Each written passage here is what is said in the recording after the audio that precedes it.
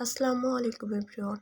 আপনারা কি আমার মতো এরকম শিলপাটার মধ্যে এই যে টাকি মাছ, লাউ পাতা, সাথে কাঁচামরিচ, সাথে শুকনা মরিচ, আবার রসুন দিয়ে কখনো ভর্তা করে খেয়েছিলেন? যদি এইভাবে ভর্তা আপনারাও করে থাকেন অবশ্যই কমেন্টে জানাবেন। আর আমার বাসায় তো লাউ পাতা, টাকি মাছ থাকলেই আমি এইভাবে ভর্তা করি। বিশেষ করে যখন জ্বর লাগে, মুখে কোনো কিছুই স্বাদ লাগে না। আগে দেখেছিলাম মা চাচিরা করে খাওয়াইতো। আমি কখনো করতাম না। কিন্তু এখন তো আর মা চাচি সাথে নাই, তাই আমি নিজেই করি। বেশ ভালো লাগে। তাও আবার এই শিলপাটার মধ্যে। আমার বাসার মতো কি আপনাদের বাসাও শিলপাটা আছে?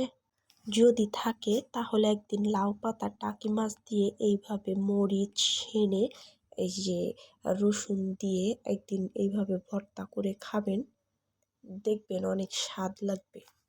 পরে আর ছাড়তে চাইবেন না, এইভাবেই শুধু ভর্তা